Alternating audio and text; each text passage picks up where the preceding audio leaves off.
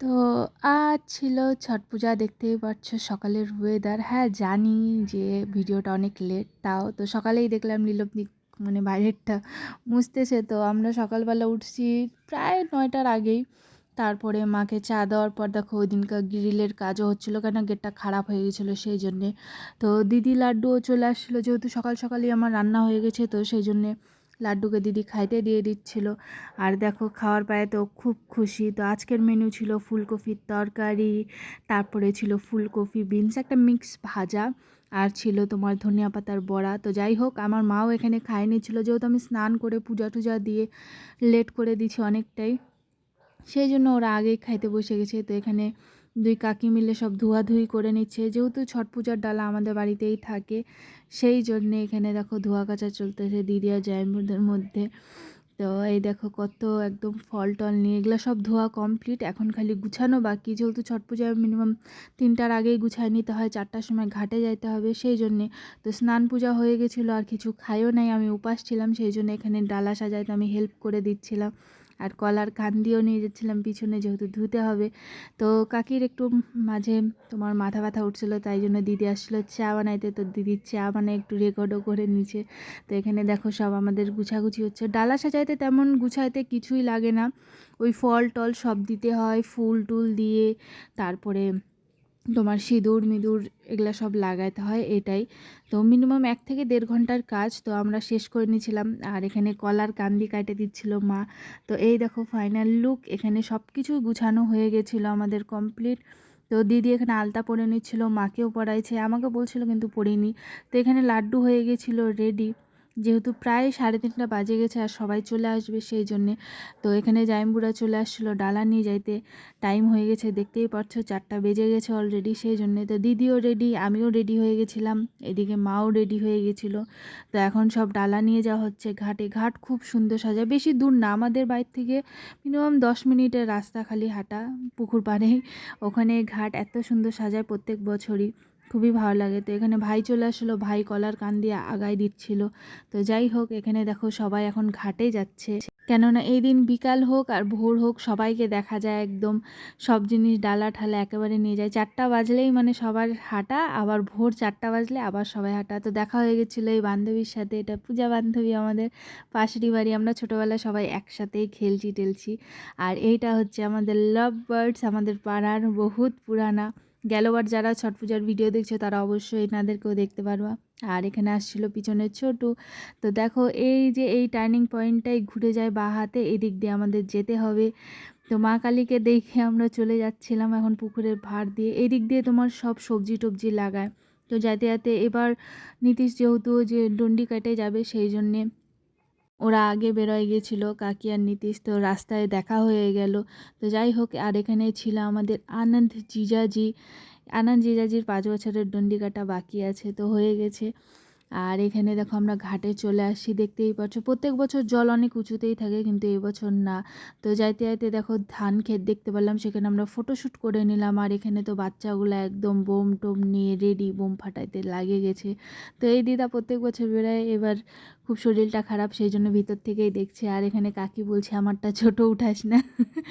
তো যাই হোক, এখানে দেখো সব কিছু সাজানো গুছানো কমপ্লিট হয়ে গেছিলো। এদিকে মা আর কাকি মিলে সব গুছায় দিচ্ছিল।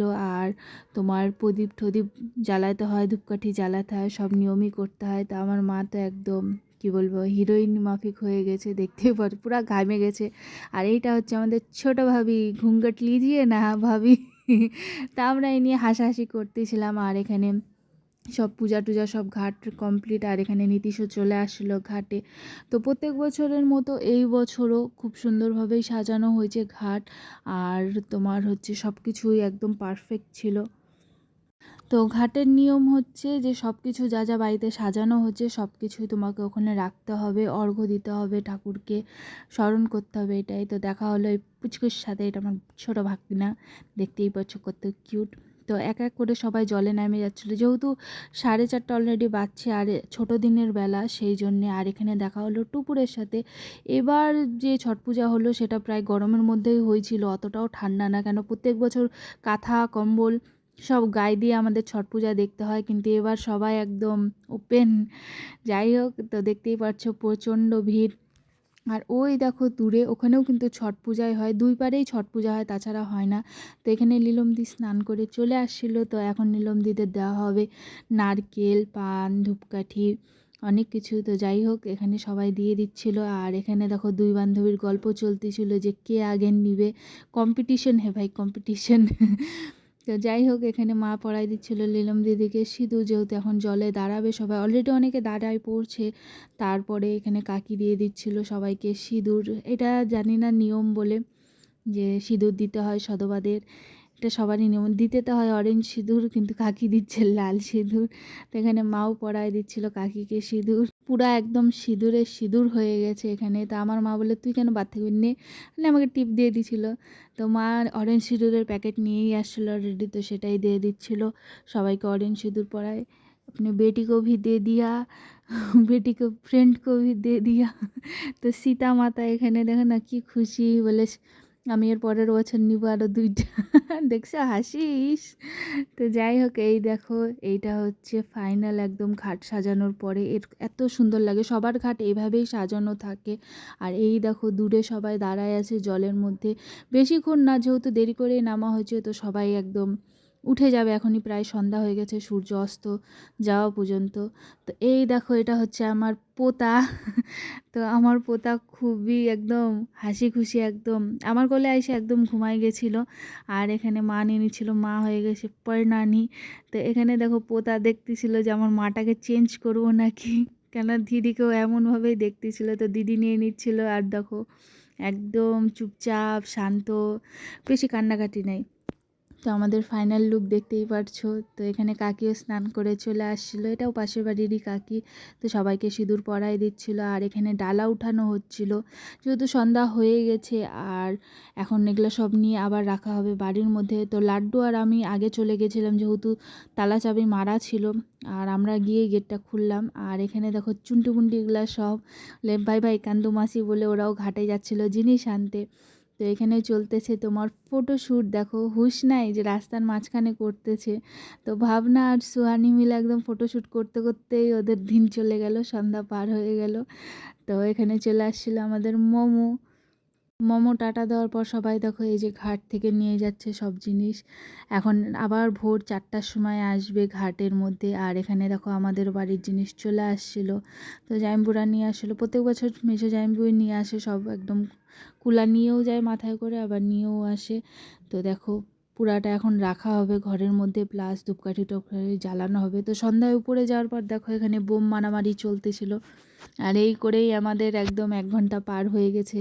বোম নিয়ে আসা হয়েছিল কালী পূজায়, যেহেতু কালী পূজায় এবার লাড্ডু আসে নাই, সেই জন্য বোমগুলা রাখাই ছিল। তো সেই বোমগুলাই অর্ধেকটা আবার জ্বালানো হলো, এখনও পর্যন্ত রাখা আছে সেই অর্ধেক বোম। তো যাই হোক আমার মা তো ড্যাডিং হয়ে গেছে, কেননা একবার শিখাই দেওয়ার পর এখন আমার মা ওইভাবে করেই তোমার ফুলঝাড়ি, তারপরে তারাবাতি সব কিছুই জ্বলায়। তো এখানে লাড্ডুও কেন পিছে থাকবে, লাড্ডুও চেষ্টা করে নিচ্ছিল জ্বলানোর। তো দেখো তো একদম ভয়ে, খুব ভয় পায়। তো আসার পর আমরা নিয়ে নিয়েছিলাম এখানে চা, মিষ্টি মুখ। তো দিদিও চলে আসছিলো, দিদি চা বানাইছে, আমি বানাই নাই ওই দিনকা। আর ছট পূজা দেখে সব তো একদম আধা মরা। তো এখানে চলে আসছিলো রাত্রে খুশি। তো এটা ছিল ভোরবেলায়, ভোরবেলায় আমাদের বাড়িতে তেমন কেউ উঠে নাই, সারা রাত আমি জাগনা ছিলাম, যেহেতু ডালা ছিল আর জাগতে হয় সেই জন্যে।